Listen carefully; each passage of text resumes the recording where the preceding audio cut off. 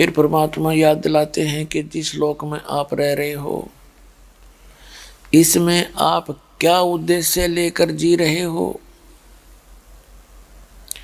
यदि आप संतान को अपना समझते हो या संपत्ति को अपना समझते हो, उसके विषय में बताते हैं परमात्मा, जब काया तेरी है नहीं, ये माया कहाँ से हो।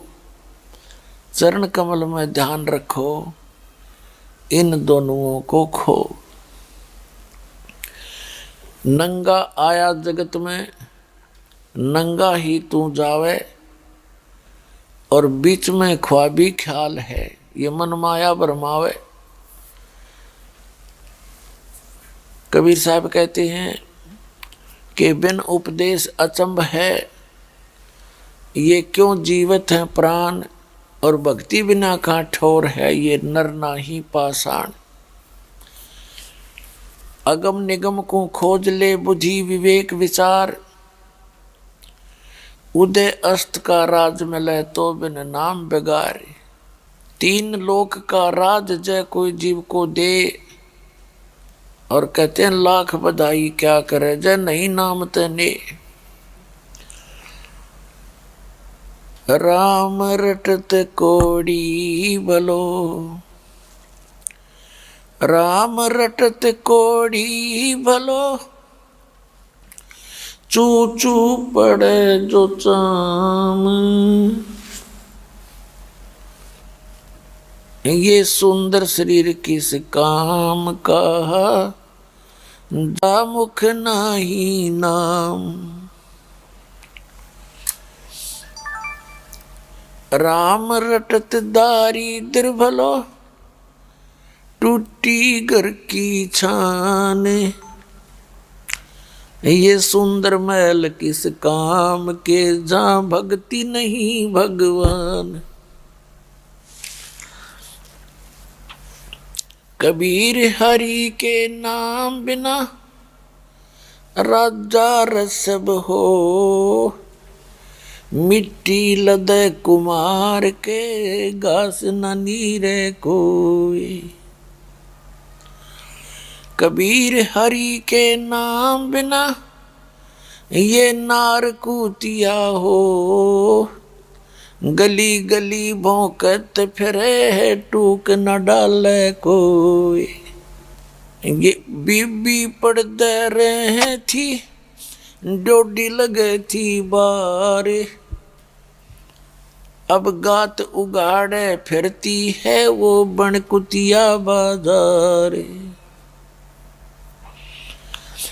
नक बेसर नक पे बनी, वो पैरें थी हार हमेल। सुंदरी से कुतिया बनी, सुन साहेब के खेल। परमात्मा कबीर जी हमें क्या याद दिलाते हैं कि जिस लोक में आप रह रहे हो, ये एक कसाई का ठिकाना है, और उसका नाम है ब्रह्म। ज्योत स्वरूपी निरंजन, उसको काल कहते हैं, वो वास्तव में काल है। और उसने एक श्राप लगा हुआ है 1,00,000 मानव शरीरधारी प्राणियों का नित आहार करने का। उसके लिए आप जी को यहाँ विवश करके रोका हुआ है, और अपने तीनों पुत्रों को उसने एक एक गुण युक्त कर रखा है सुनियोजित तरीके से।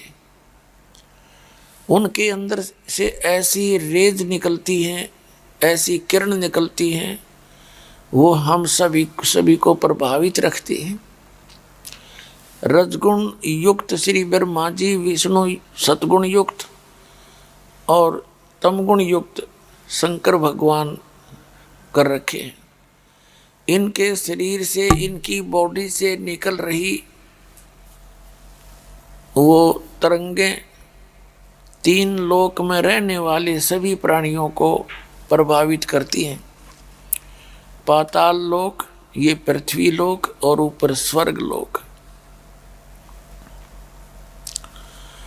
तो इनके कारण जैसे ब्रह्मा जी के अंदर से निकल रही जो रेज हैं, किरणें हैं, तरंगे हैं, वो प्रत्येक प्राणी को, चाहे वो किसी भी योनि के अंदर है, किसी भी जूनी में है, सबको प्रभावित करता है और संतानों उत्पत्ति करते हैं। और यहाँ की सुख सुविधाओं की जो इच्छा हमारे अंदर बनती है, ये उसी के कारण है। अब जैसे किसी ने शराब पी रखी हो तो उसके शराब पीने से उसके अंदर जो गतिविधि होगी वो शराबी वाली ही होगी, उसके बस की बात नहीं है। और जब वो शराब उतर जाती है, उसका नशा, फिर वो जेंटलमैन है। तो इस आत्मा को यहाँ इस काल ने इन तीनों गुण रूपी माया की भांग पिला दी। भगवान विष्णु जी के शरीर से निकल रही सतोगुण की जो किरणें हैं, वो आप जी को यहाँ पर एक दूसरे में ममता बनाती है, मोह बनाती है, संपत्ति में, आपस में, बच्चों में, माता पिता में, भाई बहन, रिश्तेदारी, नाताओं में। तो जीव के बस का नहीं इसको अपने सतर से दूर हो सके। ऐसे ही तमोगुण का तो आपको अंडरस्टूड है ही। भगवान शंकर से निकल रही रेज, आदमी 1 मिनट में मनमाने ना जाने किसके साथ झगड़ पड़े, लट्ठम लट्ठा हो जा, गोलियां तक चल जाती हैं। तो कहने का भाव ये है कि इन तीनों गुण रूपी माया से सभी प्राणियों को विवश किया हुआ है इस काल भगवान ने। और इसका बचाव क्या है? कबीर परमेश्वर जी की शरण में आने से, उनके सत मंत्रों के जाप करने से ये प्रभाव फिर कम हो जाता है, धीरे धीरे निष्क्रिय होने लग जाता है। ये एंटीबायोटिक्स टैबलेट समझ लो, कैप्सूल समझो परमात्मा के नाम की, जो इस काल के भांग को उतार देती हैं। फिर ये आत्मा की तड़प एक न्यारी बने है, भिन्न बनती है, विकारों से दूर हटने की तड़प जाती है ये, और सतलोक में जाने के लिए ये अपना पूर्ण प्रयत्न करता है, तन मन धन समर्पित कर देता है। फिर यहाँ की जब ये नशा उतर जाएगा ना काल की भांग का, उस समय देखना, पहले जो शराब पिया करते थे, हुक्का बीड़ी पीते थे, मांस खाते थे, अब जब भांग उतर जाएगी ना, ये ज्ञान समझ में आ जाएगा, फिर उसको वो नरक दिखाई देगा पिछला जीवन। हे भगवान, और कितनी खुशी के साथ अपने कर्म फोड़ रहे थे। तो पुण्यात्माओं, सौभाग्य आपका, आप सत्संग सुन रहे हो, क्योंकि सत्संग के बिना इस जीव को पता नहीं चलता आपको क्या करना चाहिए था। और जो क्रियाएं आप कर रहे हो ये कर्ण की भी हैं कि नहीं? कोई चोरी कर रहा है, उससे हमारा जी हो रहा है, कसाई बकरे काट रहा है, उससे हम खुश हो रहा है, कोई मांस खाता उसको बुरा मानने नहीं रहा, क्योंकि बुरा मानना तो खावे को नहीं उसने। तो पुण्यात्माओं, इस ज्ञान से प्रथम तो हम इंसान बनेंगे, और इंसान से फिर देवता बनेंगे, क्योंकि देवता कौन होते हैं? जो बुराइयों से दूर हो जा, भगवान की भक्ति करें, वो देवता। तो पुण्यात्माओं, परमात्मा ने रजा बख्शी आपके ऊपर, सेट करवाई। अन्यथा जो भक्ति नहीं करते और भक्ति करते भी हैं तो झूठे नामों की, नकली नामों की और झूठे गुरुओं से दीक्षा प्राप्त करके या अपनी मन मर्जी से कोई अन्य उपासना करते हैं, वो सारी यूजलेस है, वो व्यर्थ प्रयत्न है भक्ति मार्ग का। इसलिए परमात्मा बताते हैं, जो भक्ति नहीं करते और करते हैं तो शास्त्र विधि त्याग के मनमाना आचरण करते, और जो आज एक विशेष धारणा बनी हुई है समाज के अंदर इस काल भगवान की प्रेरणा से, कि सत्संग के अंदर अच्छे व्यक्ति नहीं जाते, अच्छी बहन बेटियां नहीं जाती, और दूसरी धारणा ये बनी हुई है कि भक्ति तो बुढ़ापे में कराया करें। छोटे छोटे बच्चे भी सत्संग में जाते हैं, बताए न कि अक्ल मारी जा रही। तो पुण्यात्माओं, ये सारा का सारा तत्व ज्ञानहीनता का परिणाम है। अब जैसे कई ये कहते हैं हम ना जाया करें सत्संग हमारी, क्योंकि ऊंच घरों की बहन बेटियां सत्संग में ना जाती,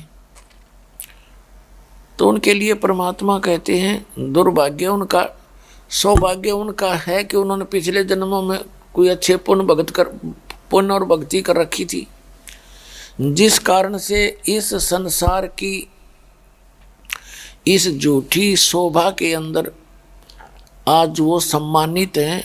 ऊंच कोई पद प्राप्त करके या कुछ थोड़ी सी माया गणी प्राप्त करके या कोई मंत्री, प्रधानमंत्री, मुख्यमंत्री बन के। तो परमात्मा कहते हैं जो भक्ति नहीं करेंगे ना, आगे उनकी ऐसी दुर्गति होगी। और जो परमात्मा ने जो ज्ञान दिया है वो सारा सत्य है। यदि हम भगवान के विधान को पालन नहीं करेंगे तो वो हमारी ही मूर्खता होगी। अब क्या बताते हैं परमात्मा कि वो ऊंचे घरों की बहू बेटियां पर्दों में रहा करती थी, पर्दों में, और उनके पास कोई भी अन्य औरत या कोई अन्य पुरुष नहीं जा सकता था। उनको मिलने के लिए भी उनके सामने उनके गेट के ऊपर पहरेदार रखे जाते थे। तो परमात्मा कहते हैं कि बीबी पर्दे रहे थी और डोडी लगे थी बार, अब गात उगाड़े फिरती हैं वो बनकुतिया बाजार। वो पर्दे की सुंदरी नक बेसर नक पे बनी और पैरें थी हार हमेल, और सुंदरी से कुतिया बनी सुन साहेब के खेल। फिर परमात्मा कहते हैं वो पर्दे की सुंदरी सुनो संदेशा मोर, अब गात उगाड़े फिरती हैं वो करें